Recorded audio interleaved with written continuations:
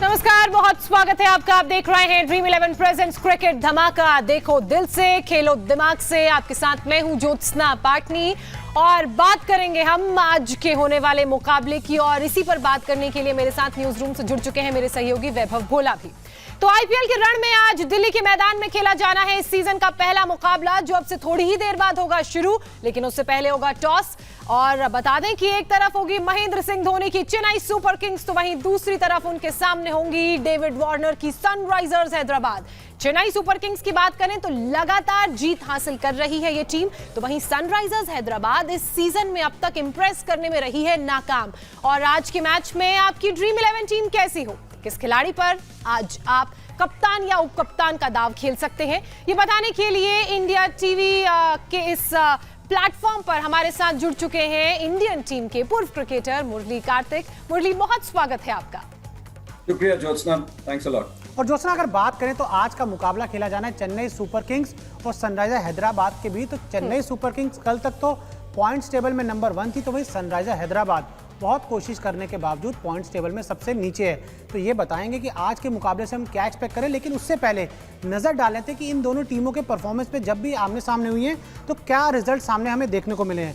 अगर हम बात करें आईपीएल में, ये दोनों टीमें अब तक 14 बार आमने सामने हो चुकी है, जिसमें से 10 मुकाबले जीते हैं चेन्नई सुपर किंग्स ने। तो वहीं सिर्फ 4 मुकाबले में डेविड वार्नर की टीम चेन्नई सुपर किंग्स को मात दे पाई। यानी आंकड़ों से तो बहुत साफ है कि चेन्नई सुपर किंग्स का जो पलड़ा है वो सनराइजर हैदराबाद पर पूरी तरीके से भारी है। अब इसी के ऊपर जवाब भी ले लेते हैं मुरली कार्तिक से, जिनका डेब्यू हुआ है इंडिया टीवी पर। मुरली, दिल्ली का भी डेब्यू है आईपीएल 2021 में, आपका भी डेब्यू है। आज किस टीम के साथ हैं आप? आपने ऑलरेडी बता दिया है मुझे वहां पे पलड़ा किसका भारी है। और जिस हिसाब से ये साल चल रहा है, मुझे लगता है भगवान को सनराइजर्स हैदराबाद की तरफ से खेलना पड़ेगा अगर चेन्नई सुपर किंग्स को हराना है तो भगवान के सचिन की बात तो नहीं कर रहे आप? नहीं, वो भी एक भगवान है, मैं साक्षात भगवान की बात कर रहा हूँ।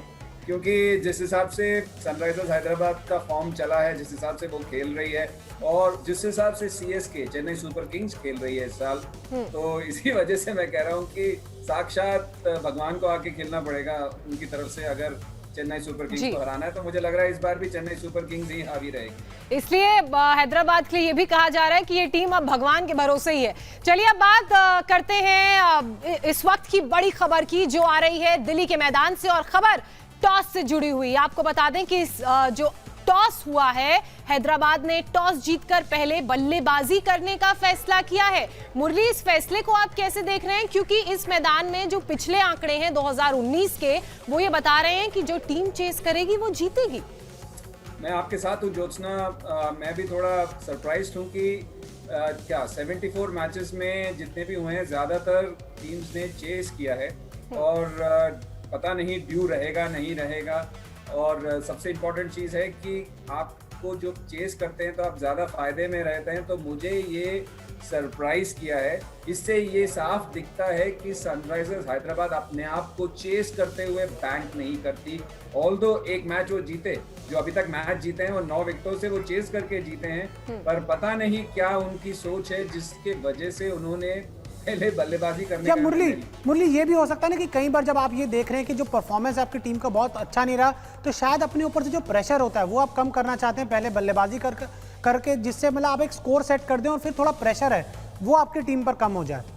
वही तो मैं कह रहा हूँ कि वही मैंने कहा कि अपने आप को इतना बैंक नहीं करते या बैक नहीं करते कि चेस कर सकते हैं। इसी वजह से अपने ऊपर से जो दबाव हटा लिया कि हम पहले सेट कर लेते हैं। हाँ। जो भी टारगेट सेट करना है। अच्छा, मैं तो ये सोच रही हूँ फैसला डेविड वार्नर ने लिया है या टीम के सिलेक्टर्स ने लिया है।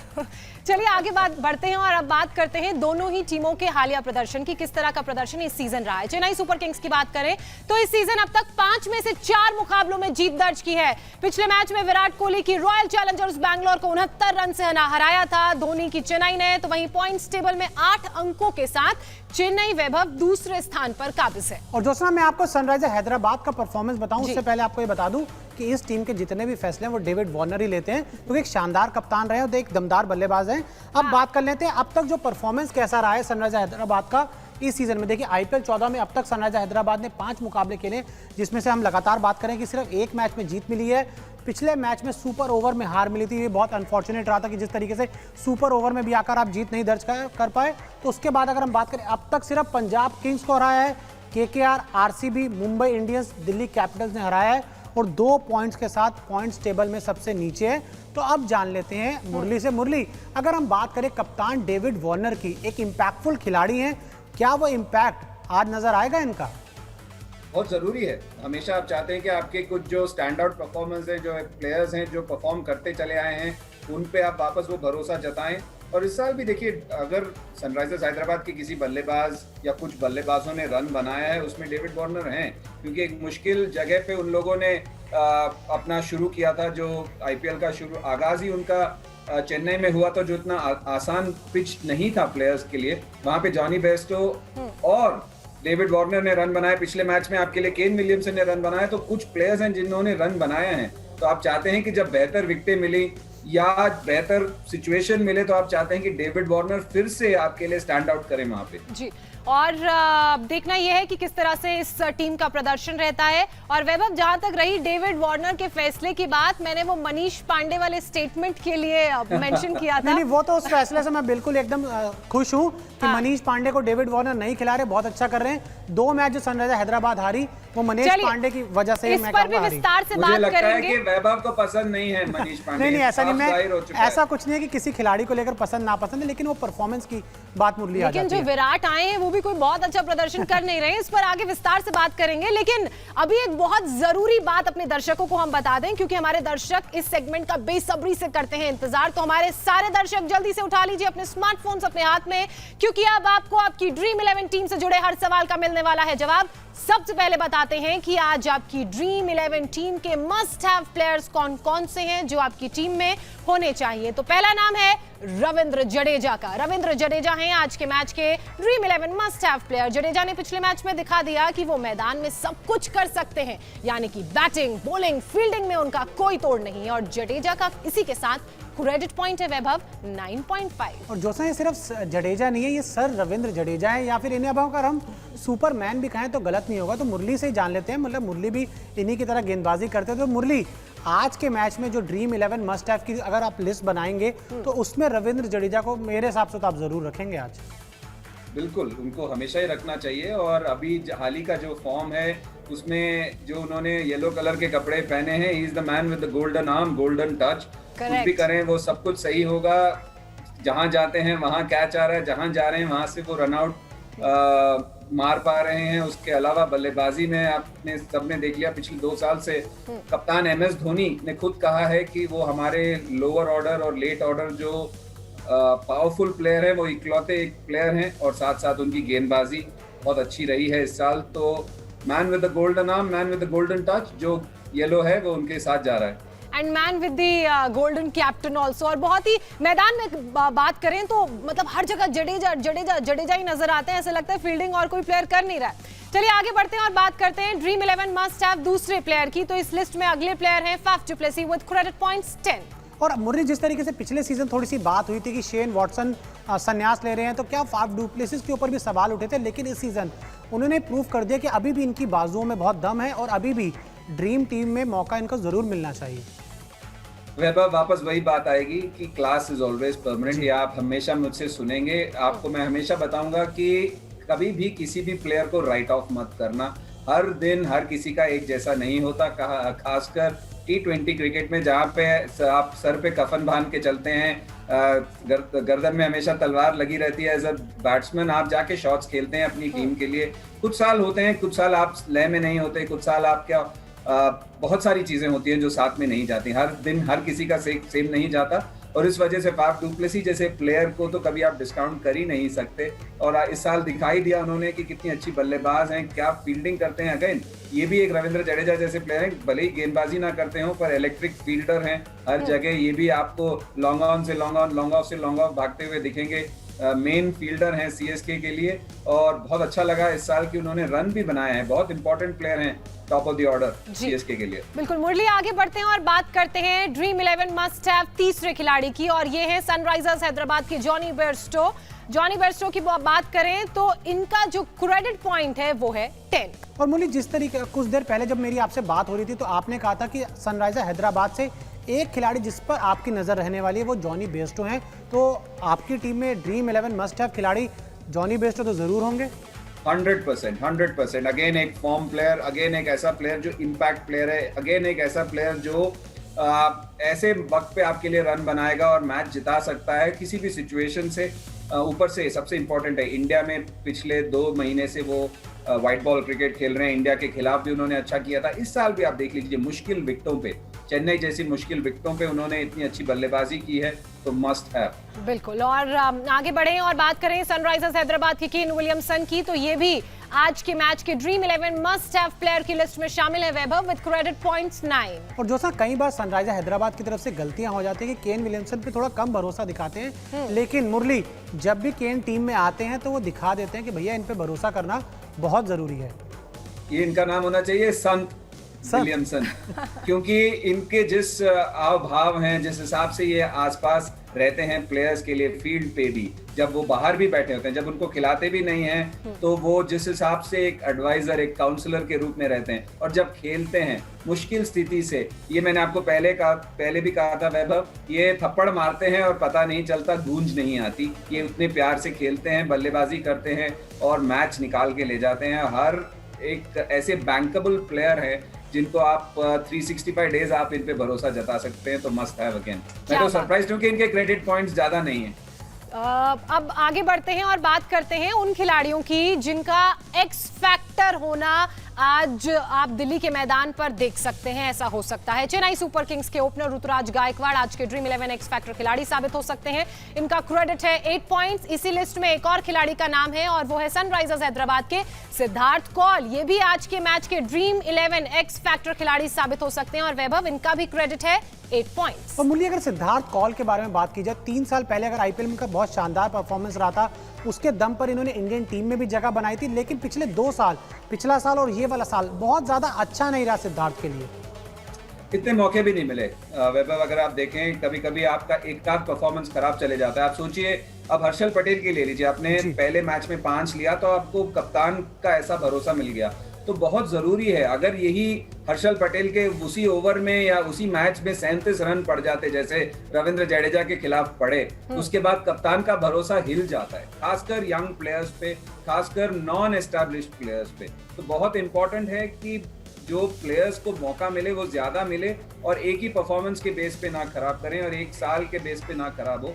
सिद्धार्थ कौल को उतने मौके नहीं मिले टीम डायनामिक्स की वजह से, जो भी कारण हो सकता है, इस वजह से आपको वो पिछले 2 साल उतने अच्छे नहीं दिखेंगे, पर पूरी तरह से अपना जी जान लगा देते हैं हर मैच में और एक थिंकिंग क्रिकेटर हैं, एक अच्छे खिलाड़ी हैं, तो इम्पोर्टेंट है उन पे भरोसा जताना। चलिए, मस्ट हैव खिलाड़ी हो गए, एक्स फैक्टर खिलाड़ी हो गए। अब इस लिस्ट में आगे बढ़ते हैं और बात ऐसे खिलाड़ी की करते हैं जिसमें रिस्क तो है लेकिन किक भी उतना ही है। मैं बात कर रही हूं high risk good return player की, और आज के मैच में चेन्नई सुपर किंग्स के अंबाती रायडू ये कमाल कर सकते हैं। वैभव, इनका क्रेडिट है 8.5 पॉइंट्स। मुरली, अंबाती की अगर मैं बात करूं, जब से इंटरनेशनल क्रिकेट को अलविदा कहा है, वो जो एक झटका मिला था 2019 वर्ल्ड कप की टीम में नहीं चुने गए थे, उसके बाद अगर जो परफॉर्मेंस है वो ऊपर नहीं गया, लगातार नीचे ही गया इनका। वैभव, अगेन थोड़ा हार्श कॉल है, क्योंकि देखिए जब उन्होंने बहुत अच्छा किया था वो ओपन कर रहे थे, और जब लास्ट ईयर उनको बीच में नीचे खिलाया, बीच में इंजरी भी हो गई जिसकी वजह से वो खेल नहीं पाए और उसके बाद बहुत नीचे गए बैटिंग करने, तो कभी कभी इतना आसान नहीं होता। मैं मानता हूं, मैं हमेशा आपको कहूंगा कि कुछ प्लेयर्स एक होते हैं जो जिनका एक आध साल खराब जा सकता है, पर हमेशा आप नहीं उम्मीद करेंगे कि वो खराब करें। अंबाती रायडू एक बहुत अच्छे प्लेयर है, तो उस वजह से, उस लिहाज से उनको कभी डिस्काउंट मत कीजिएगा। प्लेयर बहुत तगड़े हैं, प्लेयर बहुत अच्छे हैं। आप इन पे रिस्क लेंगे आज अपनी टीम में? जरूर लूंगा मैं, क्योंकि एक ऐसे प्लेयर हैं, हाँ। एक ऐसे प्लेयर हैं जो स्पिन भी बहुत अच्छा खेलते हैं जी, और उम्मीद करते हैं इनसे रिटर्न भी हाई आए, क्योंकि हाई रिस्क हाई रिटर्न खिलाड़ी हैं ये। चलिए आगे बढ़ते हैं और अब बात करते हैं उन खिलाड़ियों की जो आपकी टीम में होने ही चाहिए और जो आपकी टीम में आपके गेम का रुख बदल सकते हैं, यानी कि आज के मैच में कप्तान और उप कप्तान। तो अब ऐसे में आप किस पर दाव लगाएंगे? ये तो आप ही बताएंगे, लेकिन उससे पहले हम आपको वो नाम बता देते हैं जो इस सूची में आज शामिल है। तो एक तरफ है रविंद्र जडेजा, इनके साथ है फाफ डुप्लेसी सनराइजर्स हैदराबाद की तरफ से, जॉनी बेयरस्टो, केन विलियमसन। ये 4 ऐसे खिलाड़ी जो आज हमारी लिस्ट में शामिल है। मुरली, मैं आपसे जानना चाहूंगी, आज आप अपनी ड्रीम 11 टीम में किसे कप्तान या उप कप्तान चुनेंगे और क्यों? मेरा कप्तान होगा जॉनी बेयरस्टो। मैं इस वजह से बोल रहा हूँ क्योंकि एक तो ऊपर बल्लेबाजी करेंगे, ऊपर से विकेट कीपर है, तो जो पॉइंट्स हैं इनको दुगने मिलते हैं। और सबसे इंपॉर्टेंट है कि बतौर विकेट कीपर आपके पास रन आउट, कैचेस, स्टंपिंग, इन सब का मौका है, तो इस वजह से मैं उनको कप्तान चुनूंगा। और एक हरफन मौला खिलाड़ी हैं रविंद्र जडेजा, जो अभी उनका ड्रीम रन चल रहा है इस साल के आईपीएल में, तो वो मेरे उप कप्तान हैं। चलिए, जॉनी बेयरस्टो और रविंद्र जडेजा ये हैं मुरली के कप्तान, और उप कप्तान क्यों, वो भी उन्होंने बताया। अब आपको बता दें कि आईपीएल से जुड़े हर अपडेट और एनालिसिस के लिए इंडिया टीवी क्रिकेट के यूट्यूब चैनल को आपने करना है सब्सक्राइब। दिल्ली और बैंगलोर के मुकाबले में मिड इनिंग्स के दौरान भी आपसे हम मुलाकात करेंगे यहीं पर, और विस्तार से चर्चा करेंगे टीम के परफॉर्मेंस के बारे में, प्लेइंग 11 के बारे में। तो बिना वक्त गवाए जल्दी से इस चैनल को कर लें सब्सक्राइब, और अगर आप करेंगे सब्सक्राइब तो कोई भी अपडेट आपसे नहीं रहेगी दूर।